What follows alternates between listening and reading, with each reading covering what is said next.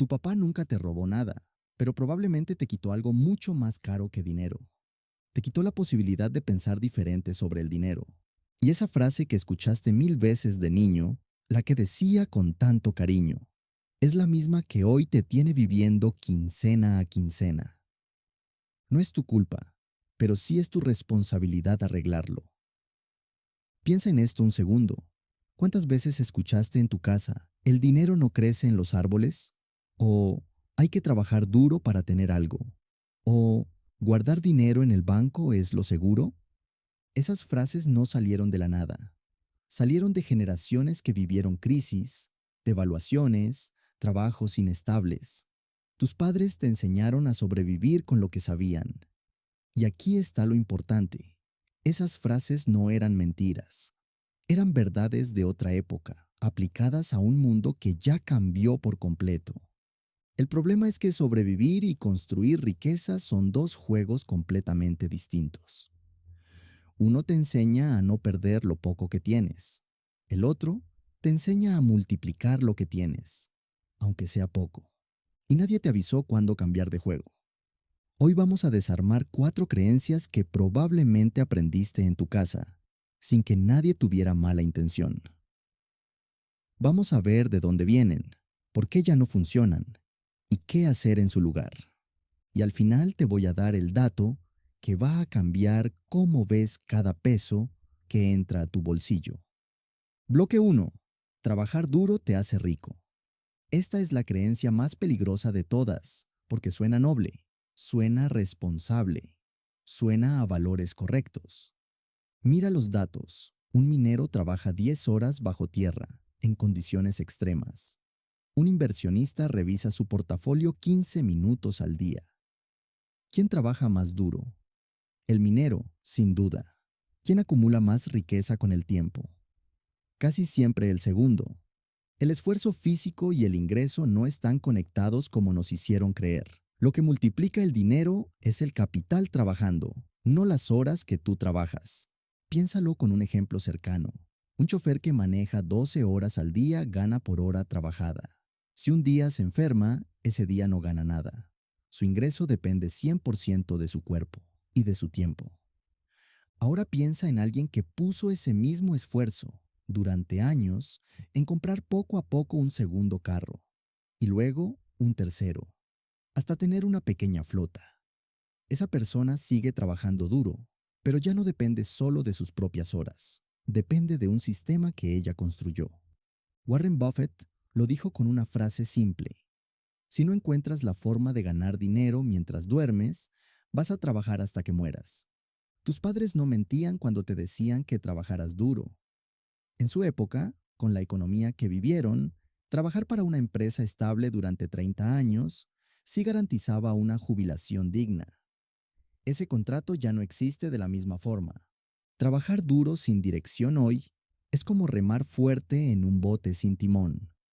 Avanzas, gastas energía, sudas, pero no necesariamente llegas a un lugar distinto de donde ya estabas. Y aquí viene lo que nadie esperaba. La mayoría de las personas que acumulan patrimonio alto no lo hacen únicamente con su sueldo. Lo hacen combinando ingreso activo con algún tipo de inversión sostenida en el tiempo. No es magia, es tiempo, más consistencia, más un vehículo donde ese dinero crece solo. Las personas más ricas del mundo, en su mayoría, no son las que más horas trabajan, son las que entendieron que el tiempo del dinero vale más que el tiempo del cuerpo. Bloque 2. Ahorrar en el banco es lo seguro. Esta creencia viene de un mundo que ya no existe. En los años 70 y 80, guardar dinero en el banco tenía sentido, porque las tasas de interés protegían tu dinero de la inflación. Hoy la realidad es otra. Si guardas $100 en una cuenta de ahorro típica y la inflación anual es del 5 o 6%, en 10 años ese dinero compra menos de lo que compra hoy. No perdiste el número, perdiste el poder de compra. Es como si llenaras un balde de agua y, sin que lo notes, tuviera un agujero diminuto. El balde sigue lleno a simple vista, pero cada año se vacía un poco más. Ahora imagina dos primos que reciben la misma herencia, $10,000 cada uno. Uno la guarda completa en una cuenta de ahorro durante 20 años. El otro decide meter esa misma cantidad en un fondo indexado sencillo, de esos que siguen el mercado en general. Al final de esos 20 años, el primero probablemente tendrá menos poder de compra que al inicio. El segundo, incluso con altibajos en el camino, habrá multiplicado su dinero varias veces. La diferencia no fue suerte, fue entender dónde poner el dinero para que trabaje, en lugar de dejarlo dormido. Morgan Housel explica algo parecido en su libro sobre psicología del dinero. La gente confunde sentirse segura con estar segura, y son cosas completamente distintas. Guardar dinero sin que ese dinero trabaje para ti no es prudencia. Es dejar que la inflación te robe en silencio, mes tras mes, sin que lo notes. Esto no significa que ahorrar esté mal. Tener un fondo de emergencia guardado es fundamental, y nadie debería invertir dinero que necesita para el próximo mes. Pero todo lo que sobra de ese colchón de seguridad, guardado por años sin moverse, es dinero que pierde valor en silencio. Pero lo que nadie esperaba es que la solución no requiere ser experto en finanzas, ni tener miles de dólares para empezar. Requiere apenas un cambio de hábito y la disciplina de empezar con lo poco que tengas. Bloque 3. El dinero es un tema tabú. En muchas casas latinas, hablar de dinero se sentía casi de mal gusto. Preguntar cuánto gana alguien, hablar de deudas, mencionar cuánto cuesta algo, todo eso generaba incomodidad. Esa cultura del silencio tiene un costo enorme, porque si nunca hablas de dinero, nunca aprendes de dinero. Y si nunca aprendes, repites los mismos errores que viste en casa. Piénsalo así. Nadie aprende a manejar teniendo miedo de sentarse frente al volante. Pero eso es exactamente lo que hacemos con las finanzas. Evitamos el tema y luego nos sorprende no saber conducir nuestra propia economía. Los japoneses tienen un concepto llamado kakeibo, que literalmente significa libro de cuentas del hogar. Desde hace más de 100 años, las familias japonesas anotan cada gasto, sin vergüenza, sin tabú.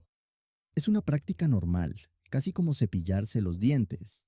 Mientras en muchas casas latinas el dinero se escondía debajo de la alfombra, en Japón se ponía sobre la mesa literalmente, cada noche. Y no es solo cultura japonesa. Piensa en las familias que sí tuvieron esas conversaciones abiertas en casa, aunque sea de forma sencilla. Un padre que explicaba por qué compraba en oferta o por qué prefería ahorrar antes que gastar en algo innecesario, estaba enseñando sin darse cuenta. Esas conversaciones, aunque parezcan pequeñas, forman la manera en que un niño entiende el dinero para toda su vida. El silencio, en cambio, no protege a nadie. Solo retrasa el momento en que ese hijo tiene que aprender todo por su cuenta, muchas veces a golpes, con deudas o decisiones caras. Y aquí está el giro que pocos consideran. Las familias que hablan abiertamente de dinero, según varios estudios de psicología financiera, tienden a tomar mejores decisiones económicas que las que evitan el tema por completo. No porque sepan más de finanzas técnicas, sino porque perdieron el miedo de hablar del tema. Bloque 4. Gastar en ti mismo es egoísta.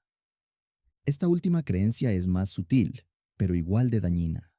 En muchas familias latinas, especialmente si hubo sacrificio y escasez, invertir en uno mismo se veía casi como un lujo prohibido.